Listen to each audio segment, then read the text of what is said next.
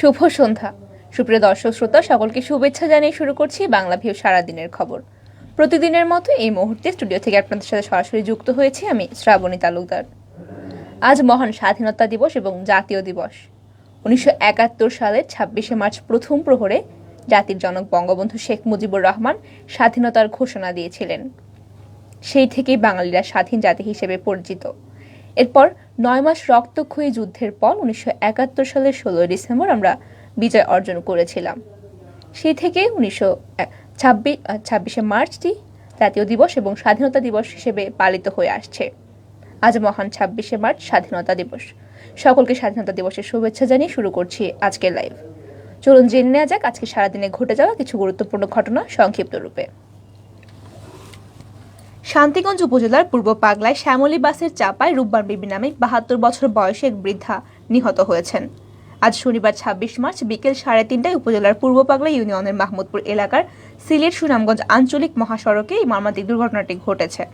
নিহত রূপবান বিবি উপজেলার পূর্ব পাগলা ইউনিয়নের মাহমুদপুর গ্রামের মৃত জমশেদ আলীর স্ত্রী। জয়কলস হাইওয়ে পুলিশ ফাঁড়ির সূত্রে জানা যায়, মাহমুদপুরের আলমদিনা মসজিদের দক্ষিণ দিক থেকে রাস্তা পার হচ্ছিলেন রূপবান বিবি। এই সময় সুনামগঞ্জ থেকে ছেড়ে আসা ঢাকাগামী একটি শ্যামলী বাস তাকে চাপা দিলে ঘটনাস্থলেই তিনি মারা যান। জয়কলস হাইওয়ে থানার অফিসার ইনচার্জ মোহাম্মদ সিল্লেম আহমেদ জানিয়েছেন, ঘটনাস্থলে গিয়ে নিহত রূপবান বিবিকে উদ্ধার করা হয়েছে। ঘাতক শ্যামলী বাস তাদের হেফাজতে রয়েছে এবং এ ব্যাপারে প্রয়োজনীয় আইনানুগ ব্যবস্থা গ্রহণ করা হবে। চলে যাচ্ছি পরবর্তী সংবাদে। কোলাউড় উপজেলার ভাটেরা ইউনিয়নের মাটি চাপায় 3 পরিবারের 3 শিশুর মর্মান্তিক মৃত্যু হয়েছে। আজ শনিবার 26 মার্চ দুপুরে ভাটেরার রাবার বাগান এলাকায় ঘটনাটি ঘটেছে। মৃত 3 শিশুর মধ্যে ভাটেরার পশ্চিম ইসলামনগরের তসিবুর রহমানের ছেলে সুমন মিয়া বয়স 15, আব্দুল সালামের ছেলে নাহিদ আহমদ বয়স 14 এবং আব্দুল করিমের ছেলে আব্দুল কবির বয়স 9। পশ্চিম ইসলামনগরের পঞ্চায়েত প্রধান মোহাম্মদ সফরউদ্দিন জানিয়েছেন, রাবার বাগানের ভিতরে ঘাগড়াছড়া টিলায় 3 শিশু পাখির বাসা দেখতে গিয়ে টিলার গর্তে ঢুকে যায়। সেখানে ঢোকা মাত্রই মাটি ধসে মর্মান্তিক ঘটনাটি ঘটেছে। পরে স্থানীয়রা তাদেরকে দ্রুত উদ্ধার করে ফেঞ্চগঞ্জ উপজেলা স্বাস্থ্য কমপ্লেক্সে নিয়ে গেলে কর্তব্যরত চিকিৎসক তাকে মৃত ঘোষণা করেন। বিষয়টি Bhatira UP chairman Syed AKM. Nazrul Islam নিশ্চিত করেছেন। সিলেটের জলপাথর আর চা বাগান দেখতে 2 দিন ধরে ভিড় জমাচ্ছেন পর্যটকেরা। গত শুক্রবার এবং আজ শনিবার সাপ্তাহিক ছুটির পাশাপাশি স্বাধীনতা দিবসের ছুটি থাকায় সরকারি বেসরকারি অনেক প্রতিষ্ঠানই ছুটি রয়েছে, বন্ধ চলছে। এই ফাঁকে দেশের বিভিন্ন প্রান্ত থেকে সিলেটে ঘুরে বেড়ানোর জন্য ভিড় জমিয়েছেন মানুষজন। পর্যটকদের চাপে সিলেটের বেশিরভাগ হোটেল মোটেলের অবস্থা ছিল পরিপূর্ণ আসন। এছাড়াও নগরের অভ্যন্তরের রেস্তোরাঁগুলোতেও পর্যটকদের বাড়তি চাপ রয়েছে। অন্যদিকে ভিড় ছিল শাহজালাল রাও এবং শাহপরান রয়ের মাজারেও।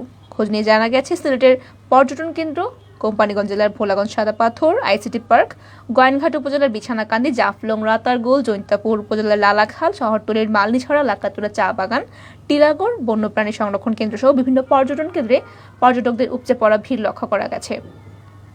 হোটেল মোটেলের মালিকরা বলছেন, হঠাৎ করে বৃহস্পতিবার থেকে পর্যটকদের চাপ বাড়তে শুরু করেছে। এতে সিলেট নগরের অভ্যন্তরের বেশ কয়েকটি হোটেল মোটেল এবং শহরতলির কয়েকটি কটেজ কক্ষ খালি পাওয়া যায়নি।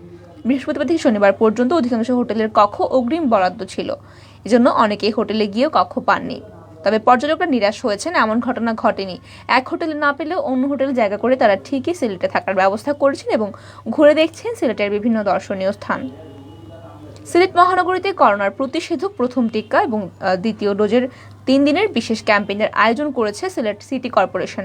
আগামী 28 থেকে 30 মার্চ চলবে এই ক্যাম্পেইন। সিসিকে এক বিজ্ঞপ্তিতে জানিয়েছে, মহানগর ওয়ার্ড ভিত্তিক কেন্দ্রসমূহে আগামী 28 থেকে 30 মার্চ পর্যন্ত ফাইজারের তৃতীয় ডোজ এবং প্রথম ডোজ দেওয়া হবে। যে সকল টিকাগ্রহীতা গত 23 ফেব্রুয়ারি থেকে 28 পর্যন্ত ক্যাম্পেইনে সিসিকে ওয়ার্ড ভিত্তিক কেন্দ্রে ফাইজারের প্রথম ডোজ গ্রহণ করেছিলেন, তারা 28 থেকে 30 মার্চ পর্যন্ত দ্বিতীয় ডোজ প্রদান করা হবে।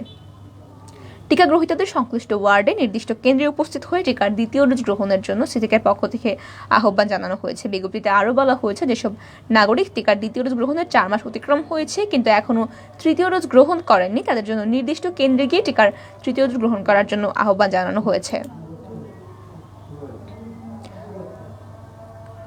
বঙ্গবন্ধুর স্বাধীনতার ঘোষণা দানের আজকের এই দিনেও সিলেট মুক্তিযোদ্ধা এবং দেশপ্রেমিক সকল মানুষের হৃদয়ে হচ্ছে রক্তক্ষরণ। কারণ দীর্ঘ 5 বছর ধরে সিলেটের একমাত্র মুক্তিযোদ্ধা চত্বর গাড়ির দখলে। দক্ষিণ সুরমার কদমতলীতে সিলেটের একমাত্র মুক্তিযোদ্ধা চত্বরে 1996 সালে শ্বেত পাথর দিয়ে পিরামিড আকৃতির স্থাপনা নির্মাণ করা হয়েছিল। এই স্মৃতিস্তম্ভের উপর পতপত করে উঠত দেশের লাল সবুজ পতাকা, কিন্তু সংস্কারের নাম করে 5 বছর আগে ভেঙে ফেলা হয়েছিল সেই স্থাপনা। এরপর থেকেই মুক্তিযুদ্ধের স্মৃতি বহনকারী ঐতিহ্যবাহী চত্বরটি পরিণত হয়েছে গাড়ির গ্যারেজে। এজন্য মুক্তিযুদ্ধের আবেগকে পিষ্ট করা হচ্ছে ট্রাক, বাস চালক, লেগুনা সহ ভারী যানবাহনের চাকায়। এই জন্য মুক্তিযুদ্ধের সংস্কার দেরি হচ্ছে, তার উপর গাড়ির গ্যারেজ নিয়েও সংশ্লিষ্ট কর্তৃপক্ষের নেই মাথা ব্যথা। ফলে ক্ষোভ বাড়ছে সিলেটের মুক্তিযোদ্ধাদের মধ্যে। ক্ষুব্ধ সিলেটের সকল স্তরের সচেতন মানুষ। নগরীর প্রবেশদ্বার হুমায়ুন চত্বর থেকে কয়েকশো গজ উত্তরে আরেকটি চত্বর, যা মুক্তিযোদ্ধা চত্বর নামে পরিচিত। 5 বছর আগে উন্নয়নের স্বার্থে মুক্তিযোদ্ধা চত্বরে স্থাপিত স্মৃতিস্তম্ভটি ভেঙে ফেলা হয়েছিল। তখন আরো সুন্দর এবং আকর্ষণীয় করে স্মৃতিস্তম্ভ নির্মাণের আশ্বাস দেওয়া হয়েছিল। তবে দীর্ঘদিন পেরিয়ে গেলেও নকশার জালে আটকে আছে স্মৃতিস্তম্ভের সংস্কার কাজ। সিসিক বলছে, পছন্দের নকশা মিলছে না বলেই এমনটি হচ্ছে। হবিগঞ্জের বানিয়াচংয়ে পাওনা টাকা নিয়ে বিরোধের জের ধরে দুই পক্ষের সংঘর্ষে এক ব্যক্তি নিহত হয়েছেন এবং আহত হয়েছেন অন্তত 10 জন। আজ শনিবার দুপুরে উপজেলার সুজাতপুর ইউনিয়নের শতমুখা গ্রামে এই ঘটনাটি ঘটেছে। খবর পেয়ে পুলিশ ঘটনাস্থলে অভিযান চালিয়েছে। পুলিশ এবং এলাকাবাসী জানিয়েছে, ওই গ্রামের খেলু মিয়ার ছেলে লিঙ্কনের কাছে রহমত আলীর ছেলে রুবেল টাকা পেত এবং বৃহস্পতিবার ওই টাকা চাওয়া নিয়ে তাদের মধ্যে হাতাহাতির ঘটনা ঘটে। ওই বিরোধের জের ধরে শনিবার দুপুরে উভয় পক্ষের লোকজন দেশীয় অস্ত্র নিয়ে সংঘর্ষে লিপ্ত হয় এবং এতে বেশ কয়েকজন আহত হয়েছে। তাদেরকে সদর আধুনিক হাসপাতালে পাঠানো হয়েছে এবং চিকিৎসারত অবস্থায় রহমত আলী সেখানে মারা যান। বানিয়াচং থানার ভারপ্রাপ্ত কর্মকর্তা মোহাম্মদ ইমরান হোসেন সংঘর্ষের বিষয়টি নিশ্চিত করেছেন। তিনি বলেছেন, রহমত আলী সদর আধুনিক হাসপাতালে মারা গেছেন এবং হামলাকারীদের বিরুদ্ধে অভিযান চলছে। এতক্ষণ শুনছিলেন সিলেট বিভাগের বিভিন্ন খবর। এবারে চলে যাচ্ছি জাতীয় পর্যায়ে। স্বাধীনতাকে শুধু শব্দে নয়, ধারণ করে মর্মে এবং অস্তিত্বে, এই স্লোগানকে ধারণ করে কক্সবাজারের উখিয়ায় 26শে মার্চ মহান স্বাধীনতা দিবস উপলক্ষে 3 কিলোমিটার এলাকা জুড়ে জাতীয় পতাকা হাজারো ফুলে ভরা বাংলাদেশের মানচিত্র উত্তোলন করা হয়েছে। শনিবার নিজ উদ্যোগে ম্যারিন ড্রাইভ সড়কে ভিন্নধর্মী কাজটি করেছেন উখিয়ার সোনারপাড়া গ্রামের তরুণ সাইদুল ইসলাম। এতে সকাল 9টা থেকে পর্যটকদের পাশাপাশি বিদ্যালয়ের হাজারো শিক্ষার্থী অংশগ্রহণ করেছিলেন। আয়োজক সাইদুল ইসলাম জানান, আমরা যারা নতুন প্রজন্ম তারা মহান মুক্তিযুদ্ধে দেখেনি, পাঠ্যপুস্তক পড়ে যতটুকু জেনেছি, স্বাধীনতা সম্পর্কে ক্ষুদ্র জ্ঞান অর্জন করেছে। তাই নতুন প্রজন্মকে মুক্তিযুদ্ধের চেতনায় উদ্বুদ্ধ করতেই তার এই ক্ষুদ্র প্রয়াস এবং এতে সকল বীর শহীদদের প্রতি সম্মান প্রদর্শন এবং দেশের প্রতি ভালোবাসার আত্মপ্রকাশ ঘটেছে। ঢাকা বিশ্ববিদ্যালয়ের বিজয় 71 হলের এক ছাত্রের কক্ষে গিয়ে স্ট্যাম্পের আঘাতে মাথা ফাটিয়ে দিয়েছেন 2য় এবং 3য় বর্ষের কিছু ছাত্র। একটি মিথ্যা অভিযোগের উপর ভিত্তি করেই হামলা করা হয়েছে বলে ভুক্তভোগী ছাত্রটি জানিয়েছেন। তবে প্রধান অভিযুক্ত পুরো ঘটনাটি অস্বীকার করছেন।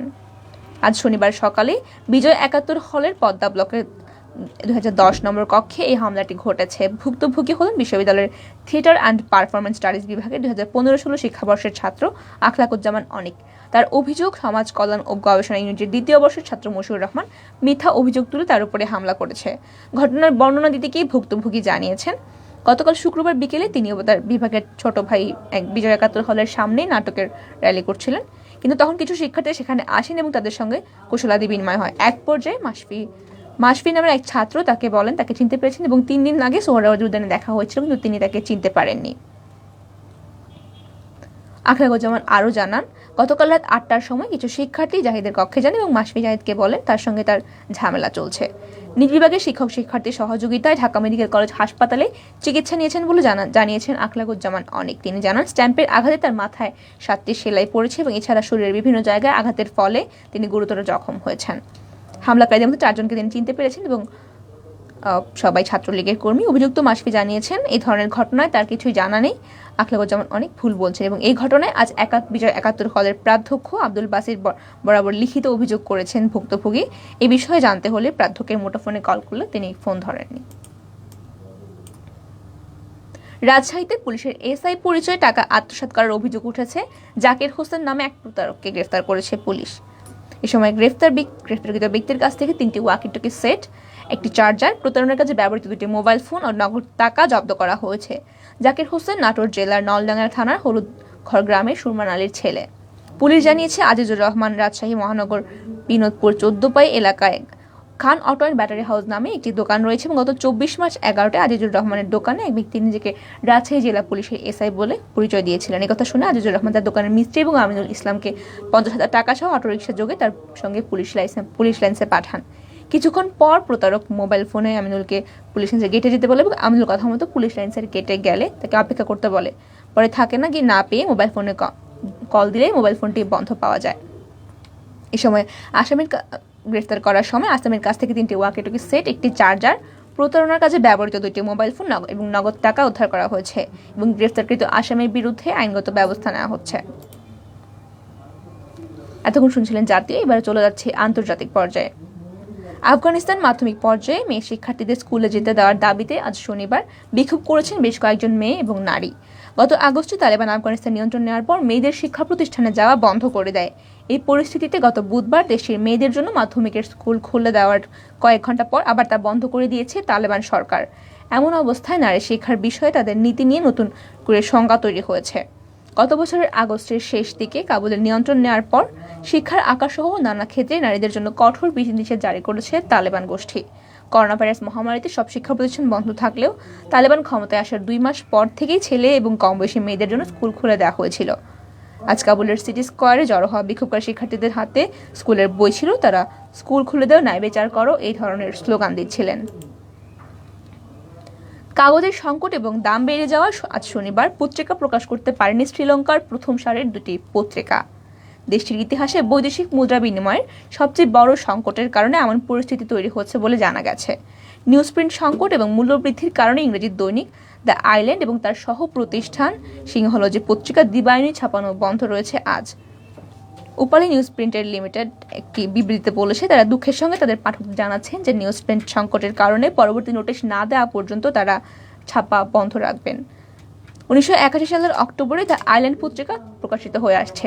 এখন থেকে পত্রিকাটি ই-পেপার হিসেবে প্রকাশিত হবে বলে জানা গেছে। রাশিয়ার বিরুদ্ধে ইউক্রেনের সাধারণ সেনাদের পাশাপাশি অস্ত্র ধরেছেন দেশটির বেসামরিক লোকজন, বাদ যাননি বিদেশি নাগরিকরাও। সামাজিক যোগাযোগ মাধ্যমে প্রকাশিত নানা ভিডিওতে এর প্রমাণ মিলেছে। এইসব ভিডিওতে যুদ্ধের ময়দানে দেখা গেছে মার্কিন নাগরিকদের। স্থানীয় সময় গত বৃহস্পতিবার টুইটারে দেওয়া 2টি ভিডিও প্রকাশ করা হয়। একটিতে বিধ্বস্ত একটি সামরিক যানের সামনে এক মার্কিন নাগরিককে দেখা যায়। ওই যানটি রাশিয়ার ট্যাঙ্ক বলে উল্লেখ করেন তিনি। এই সময় আশেপাশে থাকা ইউক্রেনীয়দের আমেরিকায় স্বাগতম বলে উল্লাস করতে শোনা যায় এবং তাদের সঙ্গে গলা মেলান ওই মার্কিনীয়। অপর একটি ভিডিওতে একটি গ্রামের রাস্তার ধারে দেয়ালের পিছনে সৈন্যদের অবস্থান নিতে দেখা যায়। এতক্ষণ শুনছিলেন আন্তর্জাতিক পর্যায়ে। শেষ করার আগে জানিয়ে দেব সারা দেশ সহ সিলেটের আবহাওয়ার খবর। সিলেট অঞ্চলের উপর দিয়ে বয়ে চলেছে মৃদু তাপপ্রবাহ। এর মধ্যে এই অঞ্চলে বৃষ্টির আভাস দিয়েছে আবহাওয়া বিভাগ। সেই পূর্বাভাস সত্যি করে আজ শনিবার ভোরে সিলেটে হয়েছে ঝুম বৃষ্টি। টানা প্রায় 1 ঘন্টার ভারী বৃষ্টিতে রাস্তাঘাটের ধুলোবালি, কাদাসহ বোরো ধান এবং রবি শস্যকে অনেক উপকার হবে বলে মনে করছেন সংশ্লিষ্টরা। আবহাওয়া অধিদপ্তর জানিয়েছে, আগামী 24 ঘন্টায় সিলেট বিভাগের কিছু কিছু জায়গায় অস্থায়ীভাবে দমকা হাওয়া সহ ঝড় এবং বজ্রসহ বৃষ্টিপাত হতে পারে। এই অঞ্চলে দিন এবং রাতের তাপমাত্রা প্রায় অপরিবর্তিত থাকতে পারে। দেশের বিভিন্ন অঞ্চলের ওপর দিয়ে বয়ে চলেছে মৃদু তাপপ্রবাহ। এরই মধ্যে ঢাকা সহ দেশের 5 বিভাগে বৃষ্টির আভাস দিয়েছে আবহাওয়া বিভাগ। আজ শনিবার 26 মার্চ সকাল 9টা পরবর্তী 24 ঘন্টার পূর্বাভাসে তথ্য জানিয়েছে আবহাওয়া অধিদপ্তর। আবহাওয়া পূর্বাভাসে বলা হয়েছে, বৃষ্টিপাতের সম্ভাবনার কথা বলা হলেও নেত্রকোনায় সামান্য বৃষ্টির খবর পাওয়া গিয়েছিল গতকাল। এছাড়া দেশের অন্য কোনো বিভাগে বৃষ্টির খবর পাওয়া যায়নি। আবহাওয়াবিদ মোহাম্মদ ওমর ফারুক জানিয়েছেন, সিলেট এবং চট্টগ্রাম বিভাগের কিছু কিছু জায়গায় এবং ঢাকা, খুলনা, বরিশাল বিভাগের 2-1 জায়গায় অস্থায়ীভাবে দমকা হাওয়া সহ বজ্রসহ বৃষ্টিপাত হতে পারে। এছাড়া দেশের অন্যান্য জায়গায় অস্থায়ীভাবে আংশিক মেঘলা আকাশ সহ আবহাওয়া প্রধানত শুষ্ক থাকবে। সারা দেশে দিন এবং রাতের তাপমাত্রা প্রায় অপরিবর্তিত থাকতে পারে বলেও জানিয়েছেন এই আবহাওয়াবিদ। সুপ্রিয় দর্শক শ্রোতা, শুনছিলেন সারাদিনের গুরুত্বপূর্ণ কিছু ঘটনা। এতক্ষণ সঙ্গে থাকার জন্য সকলকে অসংখ্য ধন্যবাদ। সবাই ভালো থাকুন, সুস্থ থাকুন এবং আমাদের সঙ্গেই থাকুন।